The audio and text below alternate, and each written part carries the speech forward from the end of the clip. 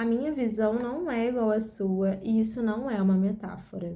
Eu nunca falei abertamente sobre isso, mas hoje eu decidi falar nesse vídeo. Meu nome é Luciana Barreto, eu sou artista independente e hoje eu vou contar pra você como o meu problema de visão não me impediu de trabalhar com arte. E como tudo começou? Quando que eu descobri que tinha algum problema? Quando eu era criança, eu sacava que os meus olhos eram diferentes um do outro, mas eu achava que isso era normal e que todo mundo enxergava assim. Então, por isso eu demorei demais para sinalizar para os meus pais que tinha um problema, que havia uma dificuldade ali para enxergar. Lembro de um dia ter colocado a mão na frente de um olho e ter percebido que, quando eu troco, muda completamente o que está acontecendo. Nesse momento eu fiquei com isso na cabeça. Eu lembro do meu irmão ir no oftalmologista e eu ter ido acompanhar quando eu tinha mais ou menos uns 6 anos. E o meu irmão precisou usar óculos, mas o grau dele era mínimo, bem pouquinho, e ele tinha miopia, na verdade. Primeira vez que eu tinha visto um oftalmologista, conforme ele foi conversando com meu irmão, no final da consulta eu falei para minha mãe que eu achava que eu deveria usar óculos também. Minha mãe até achou que eu tava querendo só ficar igual meu irmão. E aí por isso que eu tava dizendo que precisava de óculos, mas quando eu expliquei para ela o que estava acontecendo, ela já marcou uma consulta para mim também. E quando eu fui no oftalmo, eu já descobri que tinha uma diferença grande de grau de um olho para o outro. O olho direito, na época, tinha 1 grau e o outro não tinha nenhum grau. Até então, ele passou óculos, eu fiquei usando óculos, embora eu, mesmo de óculos, tinha dificuldade para enxergar. No uso do óculos, não corrigia 100% a minha visão.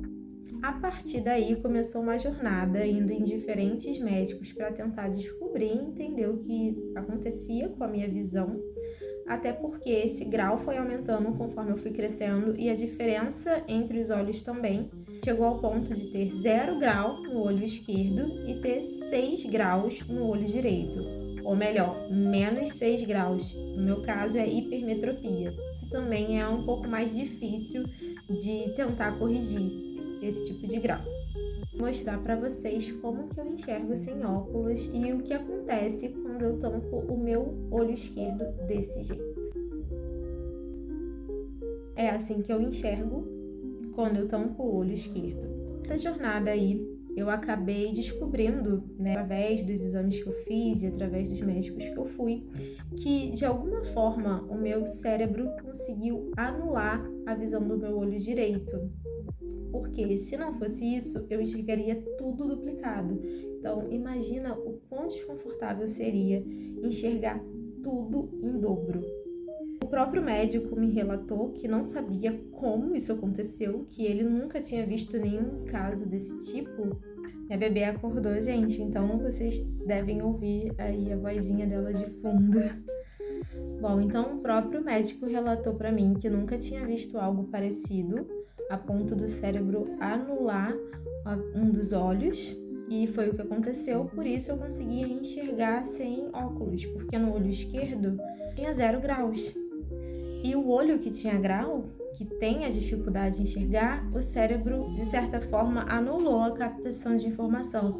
Ou melhor, não é que ele anulou a captação, ele capta, tanto é que quando eu fecho o olho direito, eu tenho a imagem que se forma, que não é nítida, mas ela não é sintetizada, equalizada, não sei qual palavra eu deveria usar, mas ela não é sintetizada para formar a imagem final para o meu cérebro. O que é uma benção, porque se não fosse isso, eu enxergaria tudo duplicado. Associado também a uma desconfiança que alguns médicos começaram a sinalizar, que era a córnea córnea cônica, alguma coisa do tipo. Eu vou colocar o nome certinho aqui para vocês saberem qual que é o nome. É um problema genético, degenerativo, então isso me assustou muito, porque o que consiste exatamente esse problema? A córnea do globo ocular, ao invés de ser redonda, certinho, ela começa a ficar pontiaguda, E isso vai trazendo esse problema, vai aumentando o grau, e é um problema que não é cirúrgico, então não tem como corrigir, não dá para corrigir com óculos e não tem como corrigir cirurgicamente.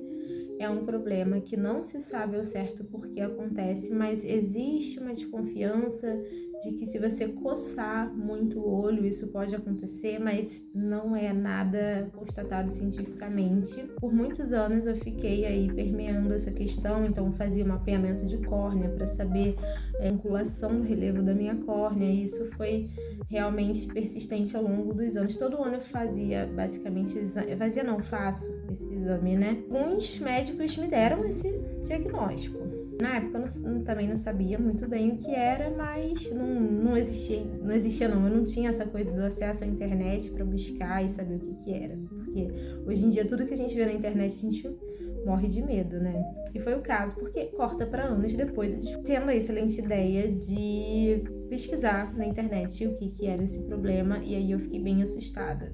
Para não me alongar muito nesse vídeo, como eu só tenho o apoio do olho esquerdo, eu enxergo diferente das outras pessoas. Perspectiva, profundidade e iluminação se torna completamente diferente. Eu não enxergo a mesma perspectiva que as pessoas enxergam e eu não enxergo com a mesma profundidade. Tudo é muito mais raso quando eu enxergo. Para sanar esse problema, porque como você se torna um desenhista ou uma pintora ou uma artista profissional, se você não consegue passar na sua arte itens que são tão minuciosos e que são tão essenciais para a arte. A forma que eu encontrei de sanar esse problema foi estudar bastante a teoria e a prática e dar uma certa exagerada na hora de passar isso para minha arte. Porque, ao meu ver, para mim, eu estou exagerando ao meu olhar, mas, na verdade, é a percepção natural das outras pessoas. Por exemplo, usar o artifício do desfoque para dar profundidade para um objeto que está à frente do olhar do observador, eu dou um desfoque maior para o que para mim parece ser um exagero. Para as pessoas, elas vão enxergar de forma mais natural aquela arte. Bom, e por que eu fiz esse vídeo falando sobre isso, já que eu nunca tinha falado sobre isso em nenhuma rede social? É justamente para você entender que por mais que haja obstáculos e por mais que haja dificuldades, se você tem um sonho, não te limite. Siga o seu coração, persista, porque você vai encontrar maneiras de alcançar esse sonho. No fim das contas, né, de uma pessoa que desenhava absolutamente nada, eu hoje me tornei uma profissional que trabalha com arte e eu pretendo fazer isso até ficar bem velhinha. Claro que houveram momentos de tristeza, que eu fiquei bem assustada, que me desanimaram, mas eu não desisti e hoje eu tô aqui. Então, se eu estou aqui, você também pode. Seja lá qual for o seu sonho, se for desenho, pintura e arte ou não, às vezes é outra coisa. Às vezes é ser um atleta, às vezes é ser um músico e é isso, não deixe nada te limitar. Então é isso, gente, eu espero que esse vídeo tenha te ajudado de alguma forma e se ajudou, eu peço que curta, comente, compartilhe e já se inscreve no canal para não perder os próximos vídeos. Me segue lá no meu Instagram também, @lucianabarretoartes, para vocês ficarem por dentro do meu dia a dia como artista aqui no ateliê. Beleza? Um beijinho e até o próximo vídeo. Tchau!